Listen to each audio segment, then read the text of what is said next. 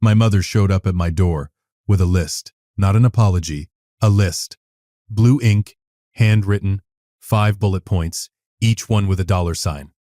Total, $925,000. She did not say she was sorry. She did not ask about the grandchildren she had never met. She said, "We need to talk about the family's future." What she did not know, what she had not known for 9 years, was that I had a list of my own, 29 items, every birthday card she returned, every voicemail she ignored, every screenshot of what my brother typed behind my back, all of it labeled, all of it dated, all of it filed in a navy blue binder in the bottom drawer of my desk, behind the tax folders and the old insurance documents, in a spot I had not opened in months because I'd stopped needing to look at it to know what was in it. She brought a list of what she wanted. I brought a list of what she did. My name is Alexis Wall, 38 years old. I grew up in Harlan, Ohio, a small town in Wayne County with one stoplight, one diner, one Baptist church, and a hardware store that had been run by the same family for 60 years. Population somewhere under 3,000, depending on the year and who was counting. My father, Roy, worked construction for 30 years. Same crew, same site boots worn down at the heel in the same place every pair. My mother, Sandra, kept the household and the church committee calendar, with the authority of someone who believed that organizational precision was next to godliness. My brother Henry was 3 years younger. Loud, liked by everyone, the kind of man whose flaws were always described as personality and never held against him the way quiet men's flaws are. I was the quiet one, the one who did what he was told, who got good grades and didn't make noise about it, who left for Ohio State on a partial scholarship and came back for holidays until the holiday when I didn't come back at all. I met Jordan Hayes in a statistics course in the spring semester of my junior year at Ohio State. She sat 2 rows ahead of me and solved problems with the calm efficiency of someone who found the hard ones easier than most people found the easy ones. Data analytics major, minor in computer science, partial scholarship from Cleveland. Her mother, Beverly, was a retired school counselor who had raised Jordan alone after her father left when Jordan was 6. Beverly worked long hours and never complained about any of it to anyone except Jordan, on very rare occasions, and even then only briefly. Jordan was black, brilliant, patient in a way I had never encountered in a person, not the passive kind of patience, but the kind that comes from having thought things through far enough ahead that the present moment rarely surprised her. She laughed easily. She was direct without being harsh.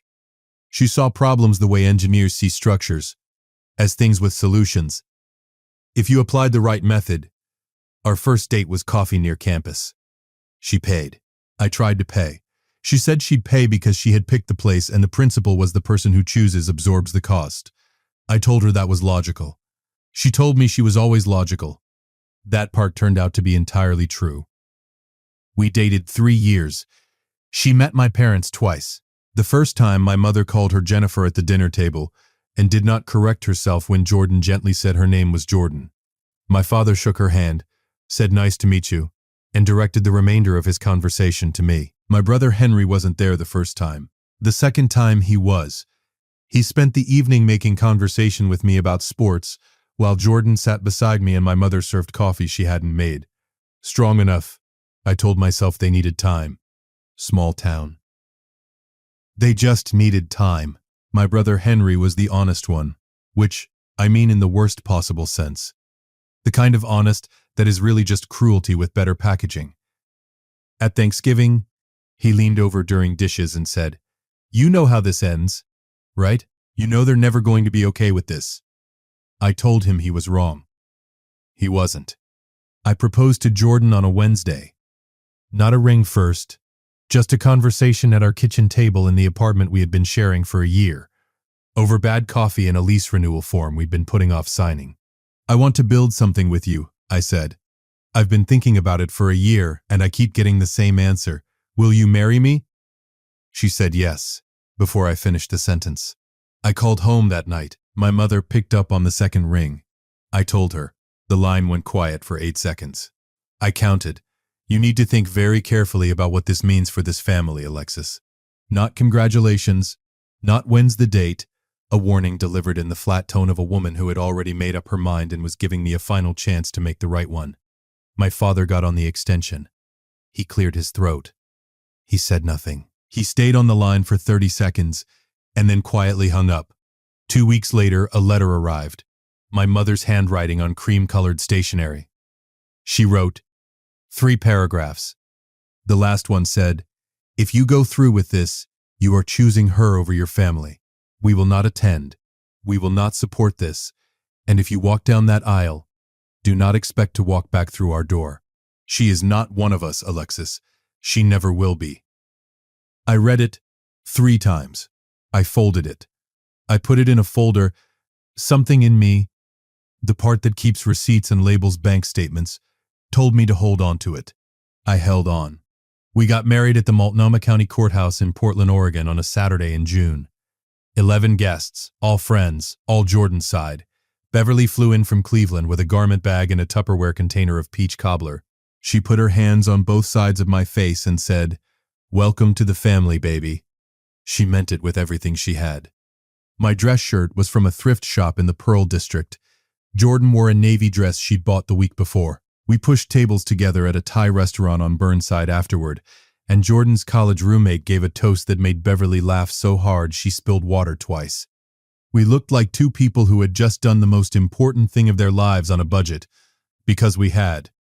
That night in our apartment, I sat on the edge of the bed and looked at the grocery store flowers on the dresser, $9. And my hands were shaking. Not from doubt. From a grief that had no clean name. I had just married the best person I had ever known.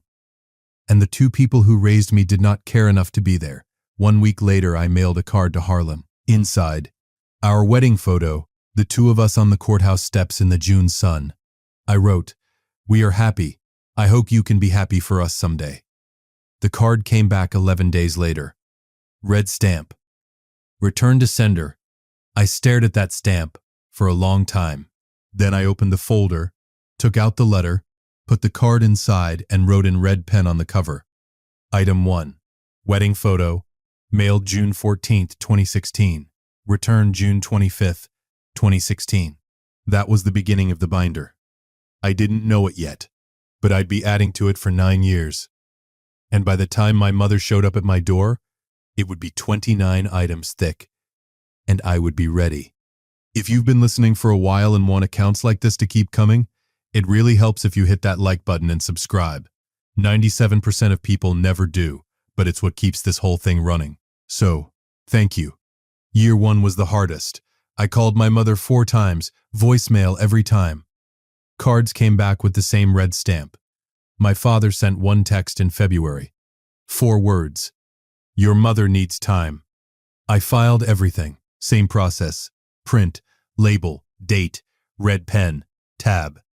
By year 2, Jordan had quit her analyst job to build DataBridge Analytics, a compliance and patient outcomes platform for mid-size hospitals that couldn't afford a dedicated data team. She built it from a desk in our 2nd bedroom with 2 monitors and an $8 whiteboard. I handled operations, filings, vendor contracts. She built the engine. I kept the wheels on. We launched with 3 clients and a server that crashed twice on Tuesday. Our son Marcus was born in March of year 3. Beverly flew in from Cleveland the next morning and stayed 2 weeks. She rocked him at 3 a.m. She taught him the names of the balcony plants while he slept in her arms. That was what a grandparent looked like. Birth announcements to my parents came back unopened. Red stamp.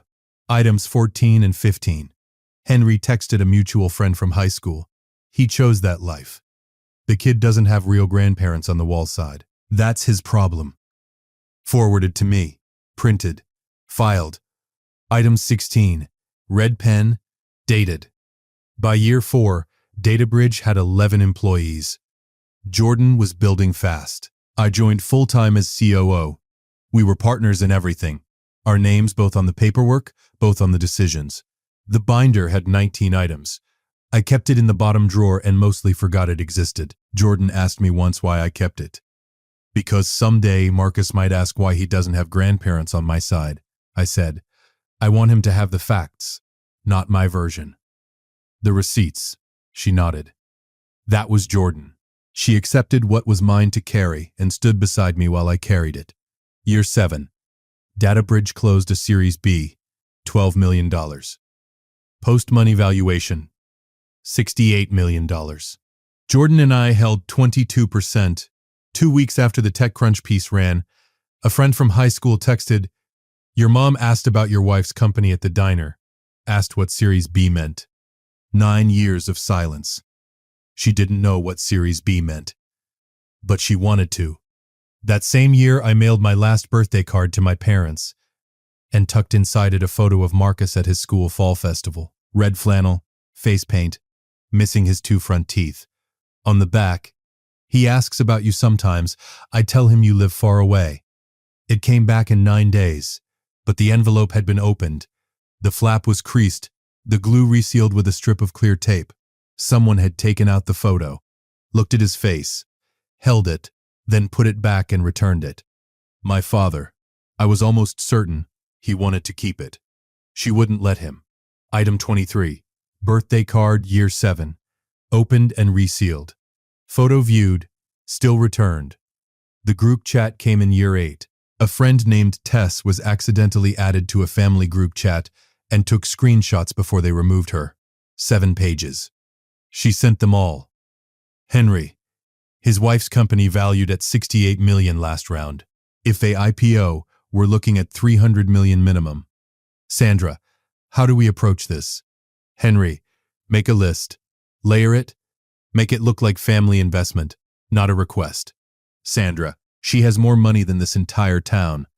Alexis can afford to help his family. Roy. This doesn't feel right. Roy did not type again. I sat in the parking lot of Marcus's soccer practice and read all of it. My hands were shaking, not from sadness, from clarity. 9 years of silence, 9 years of returned cards and a grandson they had never held. And now that the numbers had changed, they wanted to approach with a plan. I drove home. Printed. Filed. Item 26. Family group chat. Coordinated approach confirmed. DataBridge went public that October on the NASDAQ. Jordan and I held 10%. Net worth on paper, $44 million. I didn't know what to do with that number. It felt like a spreadsheet cell someone had typed wrong. Too many zeros. But the zeros were right. That was literally my job. My mother's text arrived 2 days after we got home from New York. 61 words. Carefully drafted. Not one of them was sorry. Not one acknowledged the returned envelopes, the ignored grandchild, the letter that said she is not one of us. She wrote, "The differences that divide us," as if this was a philosophical disagreement rather than 9 years of documented racism. I screenshotted it. Printed it. Item 29. First contact from Sandra Wall. In 9 years. 61 words. 0 apology. Red pen. Dated. My friend from Ohio, Tess, called the following Friday. She's flying to Portland next week. Henry helped her book it. I know, I said. What are you going to do? Open the door. I didn't know yet exactly what her face was going to do when I set that binder on the table beside her list. But I had 29 items and 9 years of patience. I was ready. She arrived on a Tuesday morning at 10:14. I know the time because I was standing at the kitchen window drying a mug when the taxi pulled up. She got out slowly. Beige cardigan, dark slacks, pearl earrings she wore to church every Sunday since I was 8 years old. A carry-on suitcase, small and worn at the corners. She stood on the sidewalk for 30 seconds before she came up the path. I watched her take in the house, the craftsman details, the porch swing, the garden beds. She was appraising. That was the right word for it. The doorbell rang. I opened the door. We stood 3 feet apart. She looked older, more gray, more lines around the mouth, the particular tiredness of someone who has been carrying something heavy for a long time and chosen not to put it down. Alexis, Mom. 4 seconds of silence. I came to talk about the family's future. Not I missed you. Not I was wrong. Not even I came because I love you. I came to talk about the family's future, the family that had returned her grandson's photo in a sealed envelope. I stepped back. Come in. Not the living room. The kitchen, with the good light and the fridge covered in Marcus's drawings and Beverly's photo from the beach. Grammy Bev holding Marcus on her lap. All three of them squinting into the sun and laughing. She sat at the table. I poured water. No coffee. Coffee was for people who were staying. Her eyes found Beverly's photo on the fridge. Grammy Bev holding Marcus on her lap at the beach, all three of them laughing. She stared at it for 5 seconds. Something moved across her face. Guilt, maybe. Or jealousy. Probably both. She unfolded the paper. 5 bullet points. Blue ink. Her handwriting. Retirement fund. $500,000. College for Henry's kids. $200,000. Roy's knee surgery. $45,000. Mortgage payoff. $180,000. Monthly support. $3,000. She read each line aloud in the measured tone of a woman who had rehearsed this as a business presentation. Then she placed the paper on the table. This is what families do, Alexis. Your father worked his whole life. It's time to give back. $925,000. Not $1 for a woman she'd never met. Not one question about the grandson whose photo she'd sent back in a resealed envelope. An invoice. That's what it was. I looked at the list for a moment. Then I stood up, walked to my office, and pulled out the binder. Navy blue. 3-ring. Heavy with 9 years. I carried it back and set it on the table beside her list. 2 documents, side by side. Her list. 1 page, 5 bullets, $925,000. My list. 29 items, 9 years, 0 apologies received. What is that? You brought a list, Mom. I brought one too. I opened to tab 1 and started reading. Not with anger, not with performance. The way I read quarterly reports to Jordan's board. Item 1. Wedding photo. Mailed June 14, 2016. Returned June 25, 2016. I placed the envelope on the table. Red stamp facing up. Item 2. Birthday card, September 2016. Returned October 2016. Another envelope. Same stamp. Item 3. Christmas card. December 2016. Returned December 2016. I laid them out one by one. White rectangles with red stamps. Every door I had tried to open. Returned to sender. My mother's mouth opened. Closed. I kept going. Voicemail transcripts. Call logs. The screenshot of Henry's text about Marcus. He doesn't have real grandparents on the wall side. The group chat where Sandra said she has more money than this entire town. She flinched at Henry's text. She went rigid at the group chat. You had no right to read that. You had no right to return my son's photo. The kitchen went silent. I reached for item 23, the envelope with the creased flap and the clear tape resealed across the top. I held it up. This is Marcus at his school fall festival. I mailed it inside a birthday card. It came back in 9 days, but someone had opened it, looked at his face, then put it back and sealed it. She was staring at the tape. Her jaw was tight. Dad opened it. He wanted to keep it. You made him send it back. Her hands went flat on the table. If I let him keep it, if I let any of it in, I would have had to admit I was wrong, that I lost 9 years for nothing. She stopped, swallowed. For 1 second, I saw something real in her face. Actual fear, the kind that lives under anger long enough it forgets how to come out any other way. Then it was gone. Chin up, posture straight. But you chose her over this family.